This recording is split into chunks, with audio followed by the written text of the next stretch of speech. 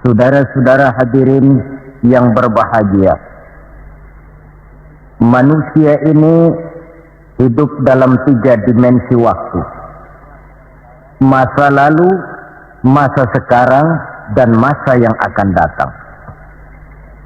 Masa lalu katanya adalah kenangan, masa sekarang adalah kenyataan, dan masa yang akan datang adalah harapan, impian, khayalan, atau cita-cita.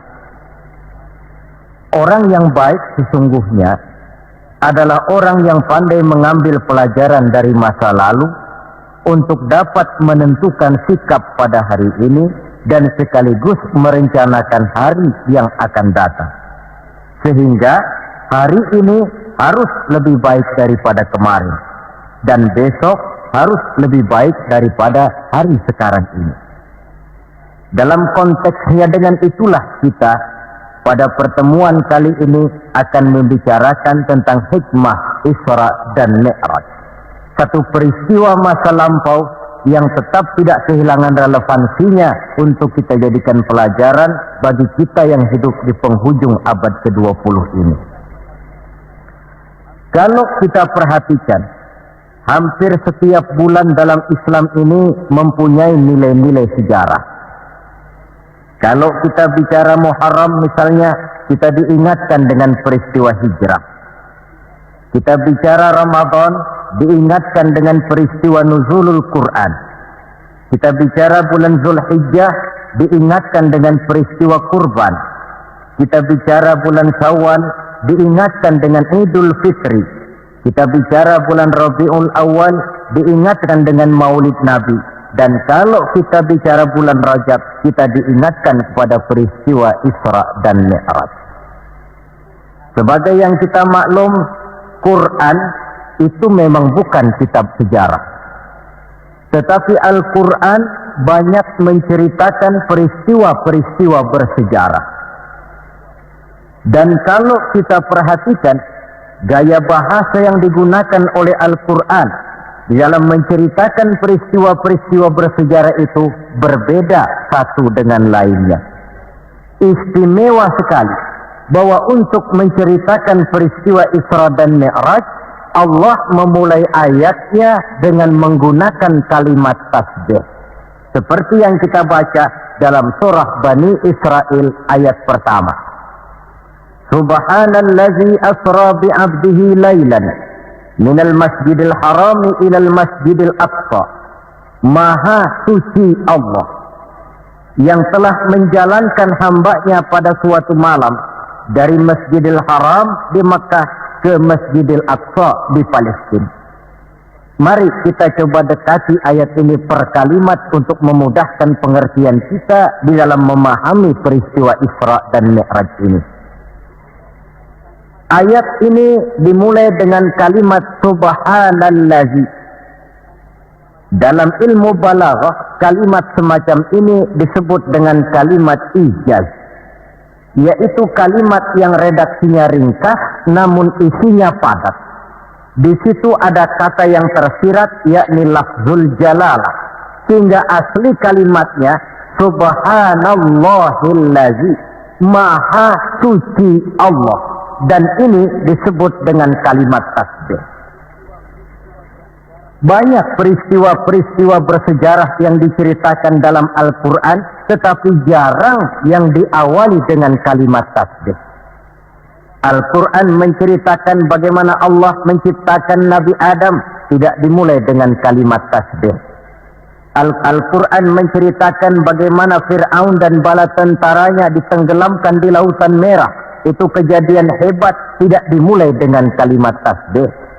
Pun Al-Quran menceritakan bagaimana umatnya Nabi Saleh, umatnya Nabi Hud, dan lain sebagainya yang ditelan gempa bumi, ditiup angin topan. Seluruhnya diceritakan dalam Al-Quran, tetapi tidak satu pun yang dimulai dengan kalimat tasbih. Istimewa untuk menceritakan Isra dan Mi'raj ini, Allah memulai ayatnya dengan kalimat tasbih. Subhanallazi, Maha suci Allah, Maha suci dari segala kelemahan, Maha suci dari segala kekurangan, Maha suci dari segala ketidakmampuan.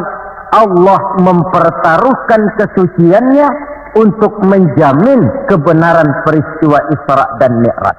Dan sebagai pertanda, Isra dan Mi'raj bukan sekedar peristiwa biasa, tetapi Isra dan Mi'raj adalah peristiwa yang amat sangat luar biasa. Sampai Allah memulai ayatnya dengan menggunakan kalimat tasbih. Apa hikmah yang bisa kita ambil dari kalimat tasbih ini? Saudara, kita tahu di dalam agama kita ini kan ibadah macam-macam. Ada ibadah yang berat dan modalnya juga besar. Membangun masjid berat dan perlu biaya besar. Melaksanakan ibadah haji berat dan perlu biaya besar menurut umumnya ukuran ekonomi bangsa kita. Ini jenis ibadah yang berat dan perlu modal besar. Lalu ada pula ibadah itu yang berat tapi modalnya ringan, seperti puasa. Puasa itu kan berat, puasa itu bukan menahan lapar dan hausnya yang berat, tetapi esensi puasa itu sendiri, yakni kemampuan mengendalikan nafsu. Kita ini kan kalau sedang puasa, lapar sih tahan, tapi marah kadang-kadang nggak tahan. Haus tahan, tapi ngomongin orang kadang-kadang nggak tahan. Padahal di situ esensi puasa, kemampuan mengendalikan nafsu. Dia ibadah yang berat, tapi modalnya ringan. Modal paling penting niat. Sahur itu kan hukumnya sunnah muakkadah. Yang wajib itu niatnya. Ini jenis ibadah yang berat tapi modalnya ringan. Lalu ada pula ibadah itu yang ringan, modalnya pun ringan. Agama menyebutnya dengan kalimatut thayyibah. Ucapan-ucapan yang baik yang banyak diajarkan oleh agama kita. Bertemu teman, assalamualaikum, ibadah. Memulai pekerjaan, bismillahirrahmanirrahim, ibadah. Melihat sesuatu yang hebat, masya Allah. Melihat sesuatu yang luar biasa, subhanallah. Terkejut, astagfirullah. Mendapat nikmat, alhamdulillah. Terkena musibah, inna lillah wa inna ilaihi raji'un. Ibadah dengan modal yang ringan berupa mengucapkan kata-kata yang baik yang banyak diajarkan oleh agama kita. Ini kan ringan. Orang tidak perlu syarat toharoh, orang tidak punya wudhu itu istighfar boleh, tidak punya wudhu itu baca sholawat boleh, membiasakan ucapan-ucapan yang baik di dalam kehidupan. Itu hikmah yang kita ambil dari kalimat subhanallah. Kalimat selanjutnya asra. Maha suci Allah yang telah menjalankan. Asal kalimat asra ini sara yasiru, lalu dibentuk dalam bentuk majhul menjadi asra yusri isra'an. Maha suci Allah yang telah menjalankan. Segera nampak dari ayatnya, saudara-saudara, bahwa dalam peristiwa Isra dan Mi'raj itu yang aktif sebenarnya Allah. Nabi pasif. Allah yang menjalankan, Nabi yang dijalankan. Orang dijalanin tentu terima beres, namanya juga dijalanin. Maka tidak heran kalau beliau berangkat dari Mekah, kemudian menuju Masjidil Aqsa di Palestina. Dari sana naik ke langit pertama, 2, 3, 4, 5, 6, 7. Dari sana naik lagi ke Rafraful Akhdar, sampai ke Sidratil Muntaha, sampai di bawah Aras, menerima perintah sholat, melakukan kunjungan ke surga dan neraka, kembali lagi ke Mekah tidak lebih daripada sepertiga malam. Kok bisa ya? Kalimatnya asra. Allah yang menjalankan, Nabi yang dijalani. Tentu saja karena dijalankan, oh beliau lalu terima beres. Andai kata Rasul berjalan sendiri, terang beliau tidak akan mampu menempuh jarak yang demikian jauh dalam waktu yang relatif singkat. Artinya, di dalam memahami peristiwa Isra dan Mi'raj ini, yang dipakai bukan logika intelektualitas manusia, tetapi logika kemahakuasaan yang mutlak dari Allah Subhanahu wa ta'ala. Satu contoh kecil. Saya satu hari berangkat ke Bogor. Jam 9 saya berangkat dari rumah, ambil baju di lemari, saya pakai, berangkatlah saya ke Bogor. Saya tidak tahu kalau di kantong baju saya ada semutnya. Saya pun berangkat ke Bogor. Jam 10 sampai di Bogor, setengah 11 urusan selesai, kembali lagi ke rumah, setengah 12 sudah sampai di rumah. Baju saya buka, saya gantung kembali di lemari, semutnya keluar dari kantong, cerita sama teman-temannya. Saudara-saudara bangsa semut, percayalah saya baru saja pulang dari Bogor. Kata temannya, jam berapa kau berangkat?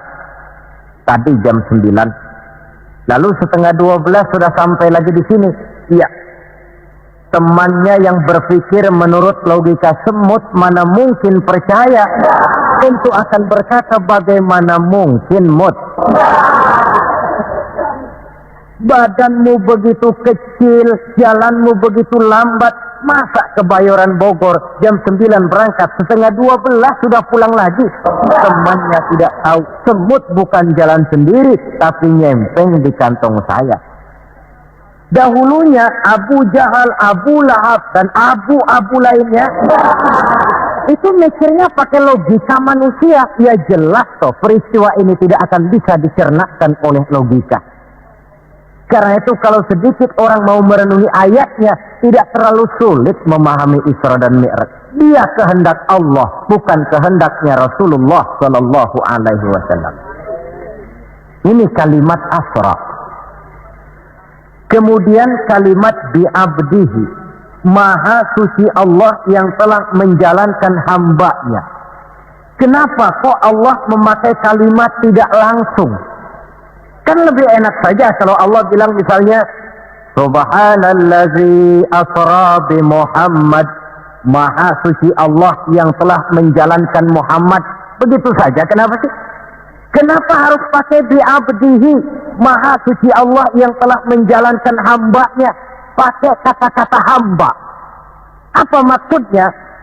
Nah, di dalam kalimat hamba ada dua data. Data pertama, kalimat hamba di sini menjelaskan bahwa Nabi Muhammad itu Isra dan Mi'raj dengan roh dan dengan jasad sekaligus. Sebab apa? Orang hanya dipanggil hamba kalau punya roh dan punya jasad. Jasad tanpa roh namanya mayit. Roh tanpa jasad gentayangan, mungkin namanya pocong. Orang dipanggil hamba tentunya lengkap jasad dan roh sekaligus. Karena itu kalimat bi'abdihi sudah merupakan jawaban Isra Mi'raj terjadi dengan jasad dan dengan roh. Itu data pertama. Data yang kedua, kalimat bi'abdihi ini menjelaskan bahwa Nabi Muhammad itu oleh Allah benar-benar telah diakui sebagai hambanya. Maka lalu dipanggil hamba dalam ayat ini. Saudara mungkin lalu bertanya, kalau cuma sekedar urusan itu, apa kita ini bukan hamba Allah? Ya tentu, kita ini hamba Allah. Kata siapa? Kata kita. Kalau kata kita, namanya mengaku. Orang mengaku tentu boleh-boleh saja, namanya ngaku. Cuma diakui atau tidak, ini yang jadi masalah. Saya bisa saja berkata, saya kenal dengan Bapak Presiden. Tapi yang jadi masalah, apakah Bapak Presiden juga kenal dengan saya? Dengan kata lain, kalau kata-kata hamba Allah keluar dari mulut manusia, nilainya murah. Kenapa murah? Sebab itu pengakuan. Tapi kalau keluar dari Allah sendiri, itu yang mahal. Maksudnya bagaimana? Berapa banyak manusia di dalam hidup ini mulutnya berkata saya hamba Allah, tapi perbuatannya membuktikan dia hamba dunia, hamba nafsu, budak jabatan, budak pangkat, budak harta. Tidak sesuai antara ucapan dengan perbuatannya. Dari kalimat bi'abdihi ini kita ambil hikmah. Sekali kita menjadi hamba Allah, jangan menghamba kepada yang selain Allah. Sebab syahadat yang kita ucapkan punya konsekuensi. Asyhadu an la ilaha illallah. Saya bersaksi tidak ada Tuhan melainkan Allah. Maka itu berarti saya tidak akan menyembah kecuali hanya kepada Allah. Saya tidak akan pernah takut kecuali hanya kepada Allah. Saya tidak akan pernah minta tolong kecuali hanya kepada Allah.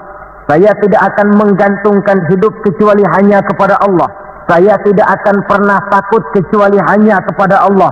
Konsekuensi yang logis daripada ucapan kalimat syahadat itu. Sekali kita menghamba kepada Allah, jangan menghamba kepada yang selain Allah. Adapun Nabi sebelum dipanggil bi'abdihi dalam ayat ini, kita baca dari sejarah tahun-tahun sebelum beliau dipanggil dengan kalimat bi'abdihi, tahun kelabu. Amul Huzni dalam sejarah itu, tahun duka cita. Beliau ditinggal oleh paman tercinta Abu Thalib. Setelah paman tercinta meninggal, istri tercinta pun wafat, Khadijah. Wafat kedua pelindung ini makin meningkat gangguan kafir Quraisy. Dihina, dicemoohkan, dicaci maki, dilontari dengan kotoran unta, bahkan akan diancam untuk dibunuh. Lulus menghadapi semua itu, Allah panggil beliau bi'abdihi. Seolah-olah Allah mengatakan, Muhammad itu betul-betul hambaku, tidak bergeser nilai kehambaannya apapun yang menimpa dia. Saudara hadirin yang saya hormati, ini kalimat bi'abdihi. Jadi dari sini kita bisa memahami Isra yang merupakan perjalanan Nabi dari Masjidil Haram hingga ke Masjidil Aqsa, dan Mi'raj yang naiknya Nabi dari Masjidil Aqsa menghadap Allah semata-mata merupakan peristiwa yang terjadi menurut apa maunya Allah. Nah, kemudian apa tujuan daripada Isra dan Mi'raj itu? Hakikatnya cuma Allah yang tahu tentu. Namun kalau kita lihat di penghujung ayatnya, kita akan menemukan kalimat linuriyahu min ayatina. Keseluruhan perjalanan yang ajaib itu, sejak berangkat sampai kembali, tujuannya linuriyahu min ayatina. Untuk kami perlihatkan kepada Nabi Muhammad itu sebagian kecil daripada tanda-tanda kebesaran kami. Untuk disampaikan kepada umatnya dan kemudian menjadi pelajaran di dalam mengarungi kehidupan. Seluruh perjalanan yang dilihat oleh Nabi, seluruh pemandangan yang ditemui di dalam perjalanan, itu merupakan sebagian kecil dari tanda-tanda kebesaran Allah. Dan itu merupakan tampil contoh pelajaran buat kita yang hidup di zaman sekarang ini. Misalnya, di dalam perjalanan, Rasul melihat ada orang mencakar-cakar mukanya dengan kukunya sendiri. Beliau bertanya, ya Jibril, itu orang macam apa? Jibril yang waktu itu bertindak sebagai bodyguard menjelaskan, Muhammad, itulah contoh daripada umatmu, orang-orang yang suka memburuk-burukan saudaranya sendiri. Ditampilkan bagaikan orang yang mencakar mukanya sendiri. Sebab muslim ini bersaudara seperti satu tubuh. Jikalau yang satu sakit, yang lain akan ikut merasakan sakit. Jikalau satu terinjak, yang lain merasakan akibatnya. Ibu jari tersandung batu, mulut akan berkata aduh, air mata akan keluar, kepala mungkin akan ikut pusing, dan itu refleks tanpa harus menunggu undangan. Orang yang memburuk-burukan saudaranya sendiri, hakikatnya mencakar mukanya sendiri. Bak kata pepatah, menepuk air di dulang, terpercik muka sendiri. Lalu beliau melihat pula ada orang dipotong lidahnya. Kata malaikat Jibril, Muhammad itu tamsil daripada umatmu, orang-orang yang suka mengumpat, para pembuat fitnah, tukang bikin gosip dan menjelek-jelekan orang lain. Maka lidahnya akan dipotong sedemikian rupa. Lalu beliau melihat pula dalam perjalanan ada orang memikul kayu. Sudah cukup berat, rengkek dia membawa beban yang cukup berat itu. Anehnya malah, beban yang sudah cukup berat itu bukan dikurangi, malah ditambahi. Makin berat, makin ditambah, makin berat, makin ditambah. Sampai Nabi heran dan tanya, Jibril apa lagi kalau ini? Nah Muhammad, ini tampil daripada umatmu, orang-orang yang dipercayakan untuk memikul satu amanah, tetapi amanah yang satu belum dia laksanakan, sudah diterima amanah yang lain. Akhirnya bertumpuk-tumpuk di pundaknya amanah-amanah yang harus disampaikan. Orang yang terlalu banyak jabatan, tetapi kemudian ternyata tidak mampu melaksanakan tugasnya. Tapi dikasih jabatan baru, mau lagi. Dikasih yang baru, mau lagi. Soal mampu atau tidak, soal nomor 2, yang penting punya jabatan. Orang yang di dalam menerima suatu pekerjaan tidak pernah mengukur dengan batas kemampuan yang dimilikinya. Lalu beliau melihat pula ada sekelompok orang menanam. Hari itu dia menanam, hari itu juga tumbuh, hari itu juga keluar buahnya. Diketamnya, lalu tumbuh lagi gantinya. Tiap kali diketam, tiap kali keluar buahnya. Itu tampil apa ya Jibril? Kata malaikat Jibril, wahai Muhammad, itulah satu contoh daripada umatmu, orang-orang yang gemar memberikan bantuan kepada orang yang memang memerlukannya. Mereka yang rajin sedekah, membantu fakir miskin, menyantuni yatim piatu, memberikan bantuan kepada pengembangan dakwah, madrasah, pendidikan dan pesantren. Hakikatnya mereka mengeluarkan uang, tetapi hakikatnya itu adalah untuk kepentingan diri mereka sendiri. Dicontohkan laksana orang, hari itu dia menanam, hari itu tumbuh buahnya. Dia petik, keluar lagi gantinya. Begitu seterusnya, tidak pernah berhenti. Jadi orang yang rajin bersedekah, senang memberikan bantuan kepada mereka yang memerlukannya, pada hakikatnya adalah orang-orang yang tidak pernah merugi barang sedikit pun.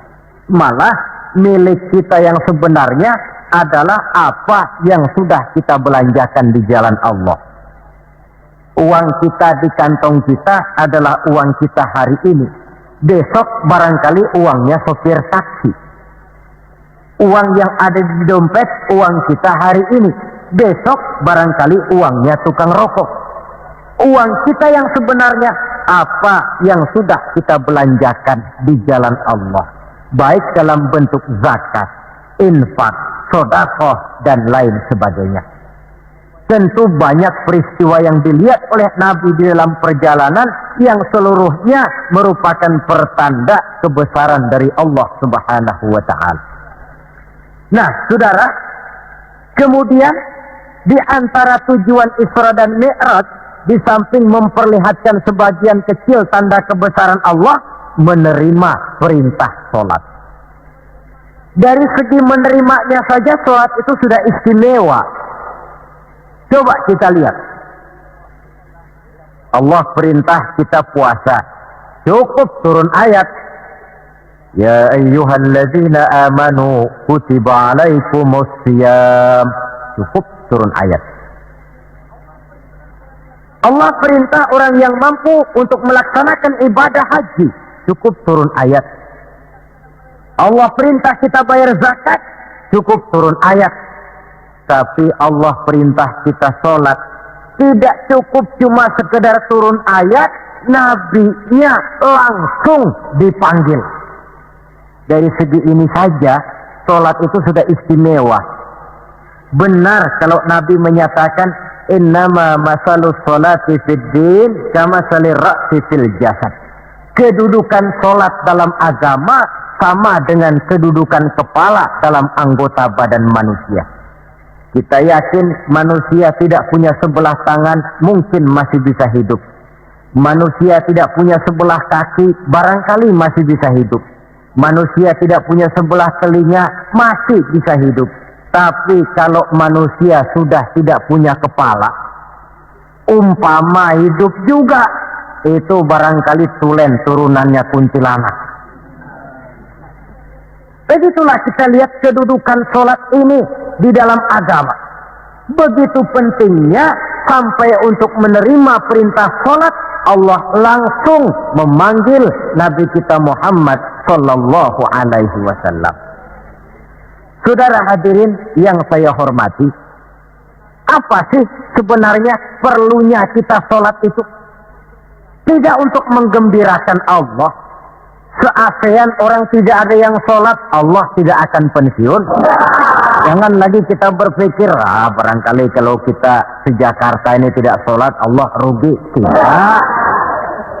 Tidak usahlah se-Jakarta, se-ASEAN lah. Tidak ada orang yang sholat.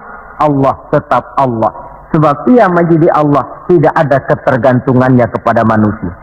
Ia tidak pernah mengambil manfaat daripada perbuatan manusia. Sholat yang diperintahkan kepada kita, manfaatnya akan kembali kepada kita. Apa sih manfaat sholat itu dalam hidup ini? Untuk menjawab apa manfaat sholat, coba kita lihat. Ayat yang memerintahkan sholat itu selalu oleh Allah dimulai dengan kata aqimis sholat. Tidak ada i'malis sholat, if'alis sholat, tidak. Mesti aqimis sholat. Dirikan sholat, bukan kerjakan, tapi dirikan. Maaf saudara, mungkin di antara kita sudah banyak yang mengerjakan sholat, tapi belum banyak yang mendirikan sholat. Apa bedanya Pak mengerjakan sholat dengan mendirikan sholat itu? Kalau mengerjakan sholat itu cuma asal sekedar gugur kewajiban. Kadang-kadang keluar sholat Jumat nukar sendal. Mentang-mentang khotibnya khutbah, saudara-saudara kaum muslimin, ambillah yang baik, tinggalkan yang buruk. Lalu keluar praktek. Padahal sholat, di situ kita lihat bahwa orang macam ini sebenarnya hanya sekedar baru mengerjakan sholat, belum mendirikan sholat. Padahal agama menuntut kita dirikan sholat. Apa pengertian mendirikan sholat itu? Mendirikan sholat artinya mengerjakan sholat dengan betul, cukup syarat rukunnya, selesai sholat, ajaran sholat diterjemahkan di luar sholat. Itu artinya mendirikan sholat. Jadi ada istimrar, kontinuitas, kesinambungan kata orang sekarang. Pada waktu dia mengerjakan sholat kelihatan khusyuknya. Setelah selesai dia sholat, kembali ke masyarakat, kembali ke tempat tugas, ajaran sholat diterjemahkan di sana. Nah, saudara hadirin, apa ajaran sholat yang harus kita terjemahkan dalam hidup, yang artinya ini merupakan manfaat daripada sholat? Pertama, sholat mengajarkan kita satu sifat yang disebut rendah hati, at-tawadhu. Rendah hati bagaimana? Anggota badan kita yang paling kita hormatikan kepala. Kalau bergurau dengan teman, dipukulnya tangan kita, masih senyum kita. Dipegangnya kaki, masih senyum kita. Tapi kalau sudah kepala,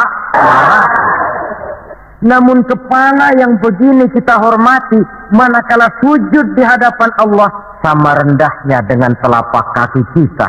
Allahu Akbar. Selesai sholat, kembali ke masyarakat, sombongnya hilang. Ini mendirikan sholat. Sebab apa? Dia tahu orang sombong itu Allah tidak senang. Iblis diusir dari sorga itu kan cuma karena sombong. Diperintah sujud kepada Nabi Adam, dia tidak mau. Allah tanya Iblis, kenapa kau tidak mau? Ini kan perintahku, kata Allah.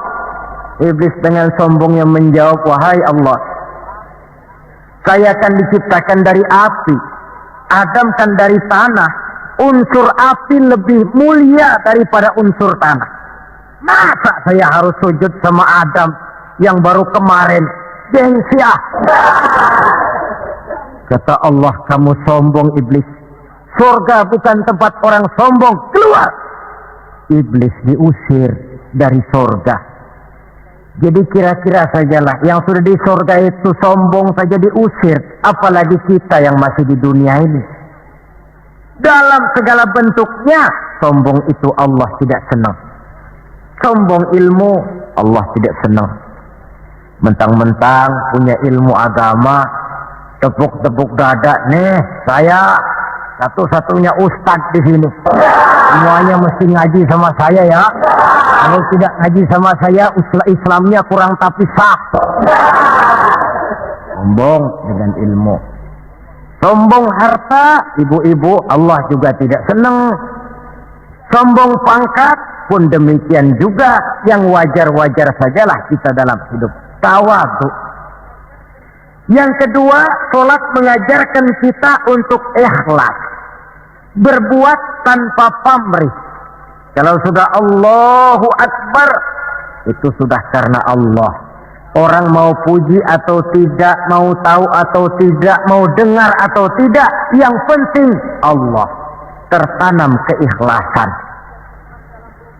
Bagaimana orang yang ikhlas dalam berbuat itu? Maaf. Orang yang ikhlas dalam berbuat itu seperti orang buang air besar. Saudara, kalau saya tanya, pagi-pagi buang air besar itu ikhlas apa tidak? Walaupun malam saudara habis makan enak, sate, opor ayam, buahnya anggur, apel, besok pagi dibuang, ikhlas.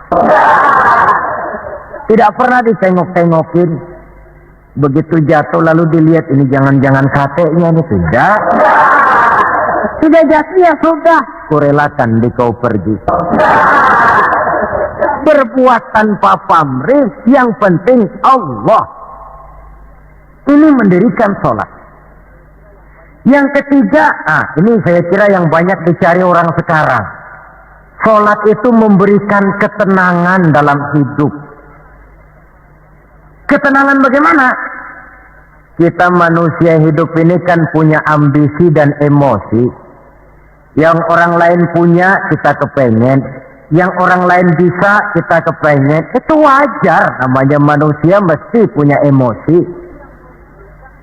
Tapi emosi yang membludak tanpa dinetralisir akan bisa menimbulkan psikosomatik, di mana manusia disiksa oleh perasaannya sendiri. Cobalah, kadang-kadang dia lihat tetangganya beli televisi berwarna, tetangga yang sebelah meriang. Enggak diapa-apain, meriang. Tetangganya malah makin kaya, besok beli kulkas. Wah, dia makin gawat, top 6, masuk rumah sakit. Di rumah sakit dapat kabar tetangganya beli mobil, wah mati dia. Disiksa oleh perasaannya sendiri. Orang yang sholat lain. Jam 11 siang lihat tetangga bawa TV berwarna baru. Temperatur naik, panas, wajar. Datang waktu zuhur, kutub-kutub badan yang panas karena lihat tetangga bawa TV baru, didinginkan oleh air wudhu. Begitu terkena air wudhu, temperatur turun, adem. Selesai wudhu, menghadap ke arah kiblat, usolli fardhu zuhri, Allahu Akbar, Allah yang maha besar. Temperatur makin turun ke titik nol, titik netral. Sebab apa? Dia sudah berhadapan dengan zat yang maha besar. Allahu Akbar. Yang besar cuma Engkau ya Allah. Televisi tetangga saya mah kecil. Itu sebabnya Nabi pernah mengisyaratkan tanda orang bahagia itu dalam urusan dunia dia lihat ke bawah, tapi dalam urusan akhirat, dalam urusan agama dia melihat ke atas. Kalau dia punya mobil dia berkata, alhamdulillah kita ini punya mobil, tetangga sebelah cuma punya motor. Kata yang punya motor, alhamdulillah punya motor, tetangga sebelah cuma sepeda aja kemana-mana. Kata yang punya sepeda, alhamdulillah punya sepeda, tetangga sebelah kemana-mana jalan kaki terus. Kata yang jalan kaki, alhamdulillah masih bisa jalan. Tetangga sebelah lumpuh bertahun-tahun nggak kemana-mana. Kata yang lumpuh, alhamdulillah masih hidup. Tetangga sebelah kemarin out nggak balik lagi. Timbul rasa syukur. Lalu dalam urusan akhirat, agama melihat ke atas. Kalau dia bisa jaga sholat yang 5 waktu, kenapa saya tidak? Kalau dia bisa baca Quran, kenapa saya tidak? Kalau dia walaupun hidup sederhana berani membantu pembangunan masjid, musola, madrasah, kenapa saya yang lebih kaya tidak? Timbul keinginan untuk mencontoh. Mencontoh orang dalam ibadah menimbulkan kepuasan batin. Sebaliknya, mencontoh orang dalam urusan harta menimbulkan rasa penasaran, hasud, dengki, tidak senang melihat orang lain mendapat nikmat, dan paling akhir disiksa oleh perasaannya sendiri. Ketenangan dalam hidup, ketenangan dalam rumah tangga tercipta karena sholat. Cobalah, kalau seorang istri, suami ahli sholat, istrinya sholat, jam 4 bangun, dibangunkan istrinya, bu, mari sudah menjelang subuh, ayolah kita ambil air wudhu berangkat. Selesai dia ambil air wudhu, dia sunnah qobliyahnya 2 rakaat. Kalau dekat ke musola masjid, jamaah ke musola masjid. Kalau jauh, jamaah di rumah. Nikmat rumah tangga muslim itu. Si suami jadi imam, istri jadi makmum. Suami takbir, istri takbir. Suami ruku, istri ruku. Suami sujud, istri sujud. Selesai sholat, assalamualaikum warahmatullah, assalamualaikum warahmatullah. Si istri mencium tangan suaminya, bang, kalau tadi siang banyak dosa saya, maafkan bang. Nikmat rumah tangga muslim tercipta karena sholat. Suatu hari bertengkar, jang ceng cong hang heng hong, ribut suami. Datang waktu zuhur, kata suaminya, bu, waktu zuhur sudah datang. Pertempuran kita hentikan sebentar. Gencatan senjata mulai. Ayo kita sholat. Ayo, oh jadi imam lah. Suami jadi imam, istri jadi makmum. Biar monyong-monyong dikit, sholat. Sholat, assalamualaikum warahmatullah, assalamualaikum warahmatullah. Si suami menoleh ke belakang. Bu, kalau memang masih penasaran, terusin yuk. Saya kira kalau memang masih terus juga, itu memang dasar ahli bertengkar. Sudah profesional itu. Semakin sholat juga tidak mempan, bagaimana pula dengan yang lain. Sholat membawa ketenangan dalam hidup pribadi, berumah tangga, bahkan bermasyarakat sampai kepada bernegara. Inilah makna inna sholata tanha anil fahsya'i wal munkar. Sholat yang didirikan dengan betul mampu mencegah manusia daripada perbuatan yang keji dan munkar. Saudara hadirin yang saya hormati, dengan demikian maka sholat adalah keperluan kita, bukan keperluannya Allah. Dan waktunya sudah diukur sedemikian rupa. Coba lihat, antara subuh dengan zuhur itu intervalnya panjang. Sebab apa? Allah juga tahu di situ jam-jam sibuk. Pegawai di kantor, petani di ladang, di sawah, pedagang di pasar, maka di situ tidak ada sholat kecuali sholat sunnah. Bekerja kita dari pagi sampai siang, siang sampai udara panas, timbul stres. Datang refreshing, istirahatlah, jangan diforsir, ademi dengan wudhu, lalu sholat zuhur. Selesai sholat zuhur, kembali lagi ke tempat tugas. Antara zuhur dengan asar intervalnya lebih pendek. Sebab apa? Dalam udara panas kerja cepat melelahkan. Maghrib dengan isya intervalnya lebih pendek lagi. Sebab apa? Sudah masuk malam. Sebagian besar kejahatan justru terjadi pada waktu malam. Antara isya dengan subuh intervalnya memang panjang. Tapi di sana ada terminal kontrol cadangan yang disebut tahajud, hajat, dan sebagainya. Terminal-terminal kontrol cadangan untuk menjaga stabilitas temperatur batin manusia.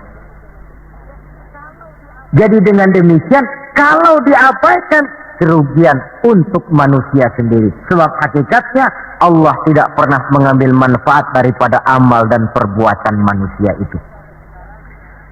Nah, saudara-saudara, dari uraian yang singkat ini, kita ambil beberapa kesimpulan. Pertama, Isra dan Mi'raj adalah maunya Allah. Kita manusia punya kemauan. Allah juga punya kemauan. Kalau kemauan kita sesuai dengan kemauan Allah, tentu jadi. Kalau tidak, ya tidak. Maunya Allah yang jadi, bukan maunya kita. Nah, agar mau kita dimaui Allah, caranya bagaimana? Mudah saja. Ikuti apa maunya Allah, nanti dia ikuti maunya kita. Dekati Allah, nanti dia dekat dengan kita. Kalau dekat, fasilitas tentu dikasih. Kalau kita dekat sama lurah saja kadang-kadang dapat fasilitas kan. Dekat dengan orang-orang tertentu bisa mendapat fasilitas. Dekat dengan Allah, demikian juga adanya. Sarana komunikasi yang paling efektif untuk mendekati Allah, sholat adanya. Yang kedua, seluruh kejadian dalam alam hanya bisa terjadi karena dua proses. Pertama yang disebut proses kauniyah, yaitu seluruh kejadian yang terikat oleh hukum kausal, hukum sebab akibat. Kalau begini, mesti begitu. Kejadian seperti ini bisa diperhitungkan, dapat diperkirakan, dan bisa dianalisa.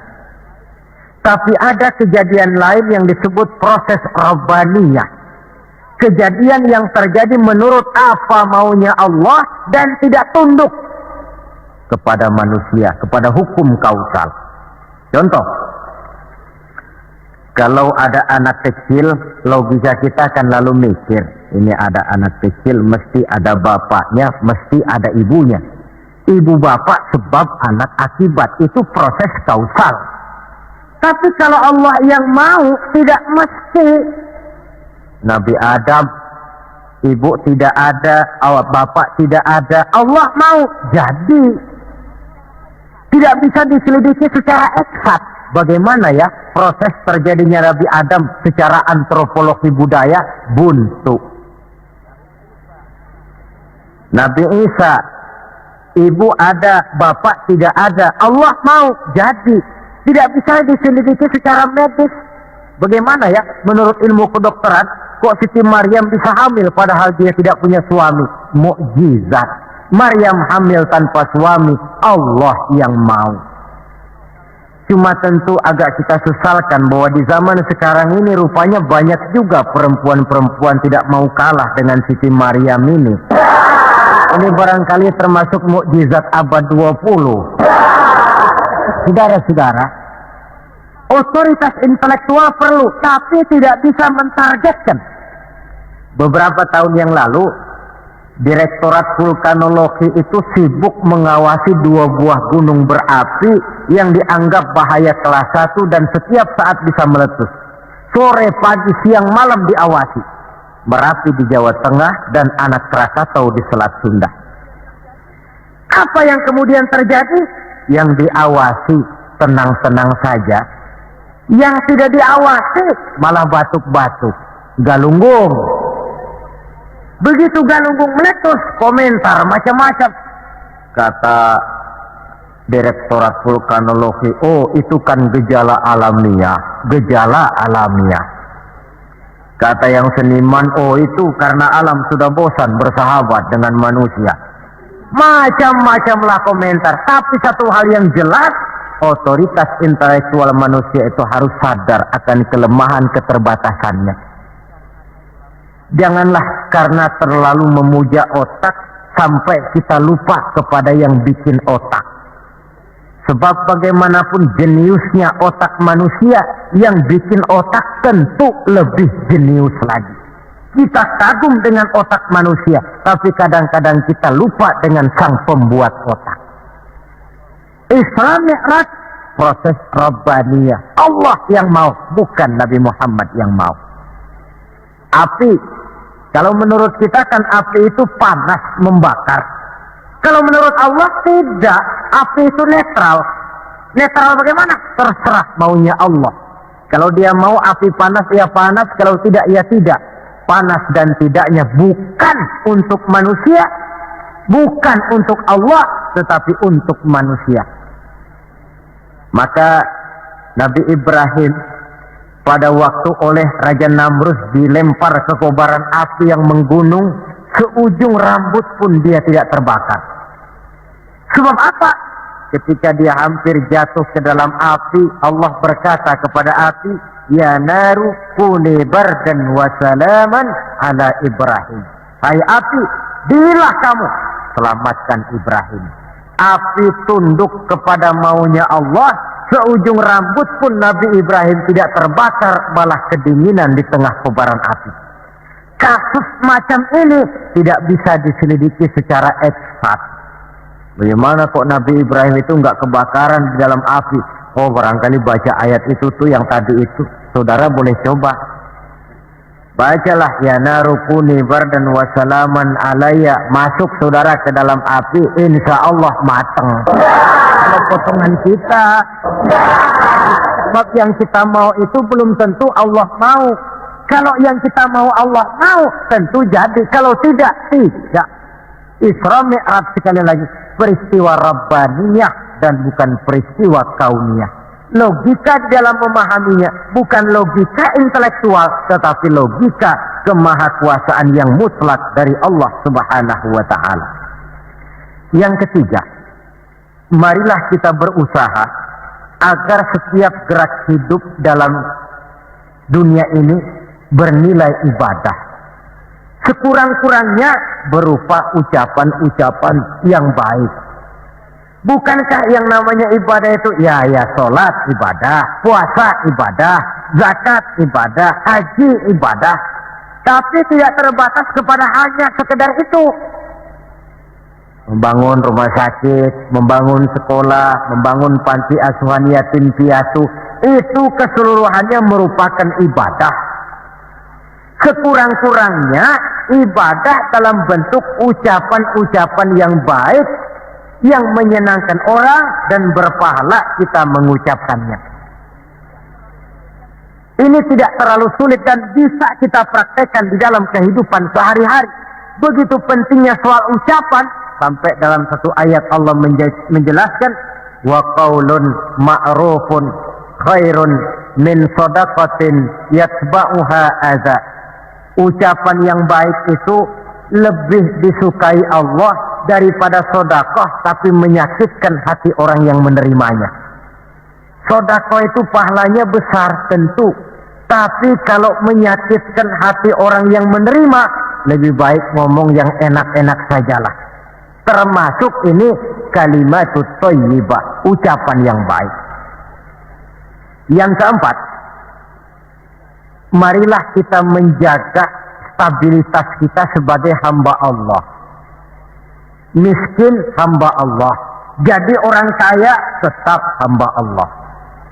Orang biasa hamba Allah, punya pangkat, jabatan, kedudukan tetap hamba Allah. Dalam keadaan bagaimanapun posisi kita, nilai kehambaan jangan bergeser adanya. Yang kelima, Isra Mi'raj sesungguhnya merupakan batu ujian.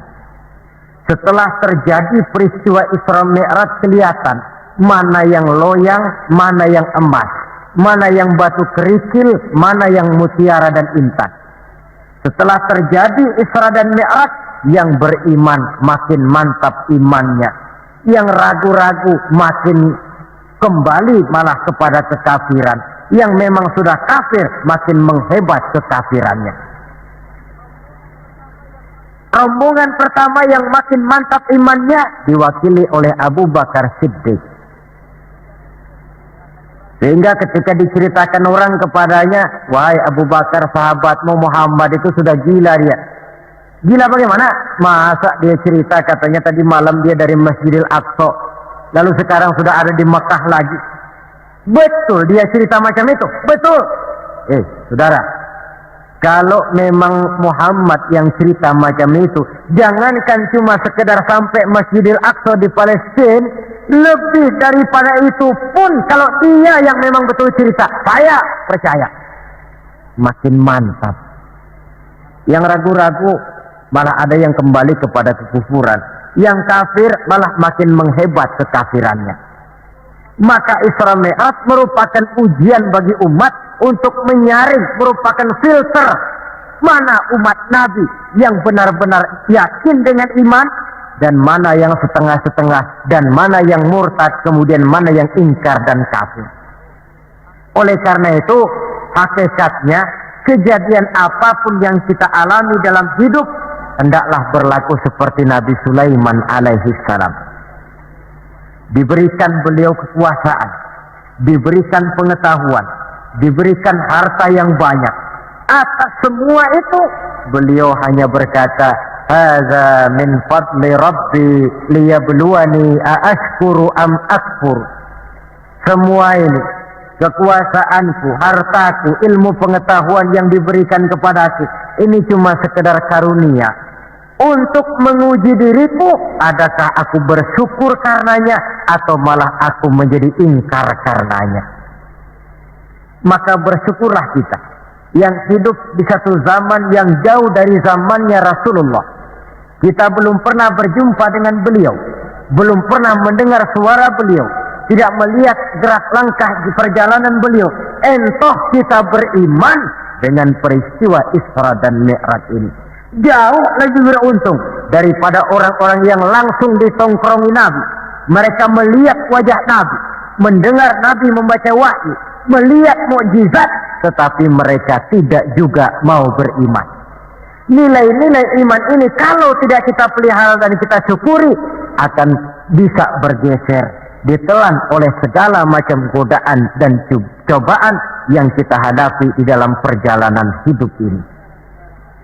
Saudara-saudara hadirin yang saya hormati, dengan begitu maka Isra dan Mi'raj dengan segala kejadian yang ada di dalamnya sekali lagi merupakan bukti kemahakuasaan yang mutlak dari Allah dan kelemahan serta keterbatasan dari kemampuan yang dimiliki oleh manusia. Membicarakan Isra dan Mi'raj artinya bercermin di dalam perjalanan yang luar biasa itu. Bercermin apa? Bahwa pengetahuan manusia, taruhlah dia sudah melanglang buana ke ruang angkasa, tapi masih terbatas kepada alam yang fisika, dan itu pun sedikit sekali. Belum dia menyeberang ke alam metafisika. Kekayaannya, apalah artinya kekayaan manusia ini? Jabatan barangkali, kita semua sadar bahwa pangkat yang paling tinggi sebenarnya kan pensiun. Titel yang paling akhir tidak lain adalah almarhum. Setiap kita akan berjalan ke arah itu, sehingga tidak terkena apa yang diingatkan Allah. Kalla innal insana la yatgha ar-ra'ahu istaghna. Manusia itu mudah lupa diri manakala melihat dia sedikit mampu, kaya, berkuasa, pandai, mudah lupa diri. Cobalah lihat berapa banyak orang-orang yang tadinya sudah adil, berjuang menegakkan keadilan, namun di tengah jalan dia bisa berbalik meluncur menjadi orang yang justru menginjak-injak keadilan itu sendiri. Berapa banyak orang-orang yang tadinya sudah benar, berjuang menegakkan kebenaran, atau sekurang-kurangnya berniat untuk membela kebenaran, tapi di tengah jalan dia bisa berbalik menjadi orang yang justru hanya mau benar sendirian, walaupun tidak benar bagi orang lain. Wa idza massal insana durru da'ana li janbihi aw qa'idan aw qa'ima falamma kashafna anhu durrahu marra ka'an lam yad'una ila durrin masahu. Kalau manusia ditimpa kesulitan, dia bermohon kepada Allah supaya dihilangkan kesulitan, baik saat pada waktu berdiri, sambil berbaring, sambil tidur. Manakala kesulitan sudah dihilangkan, marra ka'an lam yad'una ila durrin masahu, dia pun berjalan dengan sombongnya, seolah-olah belum pernah minta tolong kepada Allah. Ini kecenderungan manusia. Itulah sebabnya yang terakhir sekali dari pembicaraan kita kali ini, puncak kebahagiaan seorang muslim tidak lain adalah bertemu Allah. Bagaimanapun nikmatnya masuk surga, kalau diukur dengan bertemu Allah, masih jauh lebih nikmat bertemu Allah. Nabi di puncak perjalanan Mi'raj bertemu Allah, tapi pertemuan itu diawali dengan berbagai macam cobaan, ujian, fitnahan, sampai kepada ancaman akan dibunuh. Paling akhir beliau mendapat perkenan bertemu Allah, puncak kebahagiaan hidup yang belum pernah diberikan kepada seorang pun manusia, baik sebelum atau sesudah beliau. Jadi begitulah seperti pepatah bilang, habis gelap mesti terbit terang. Inna ma'al usri yusra. Di balik segala kesulitan itu, insya Allah akan menunggu kemudahan. Kesulitan adalah bagian daripada hidup. Bukan untuk ditakuti, tetapi untuk dicarikan jalan keluar bagaimana pemecahannya. Saudara, inilah pembicaraan kita pada pertemuan ini. Walaupun selintas, mudah-mudahan bisa memberikan gambaran tentang Isra dan Mi'raj yang pada gilirannya akan memperkuat nilai-nilai keimanan kita dalam rangka melaksanakan apa yang diperintah Allah dan menjauhi apa yang dilarangnya. Terima kasih banyak atas perhatian saudara. Mohon maaf atas segala kekurangan. Usikum wa iyaya bitaqwallah. Wassalamualaikum warahmatullahi wabarakatuh.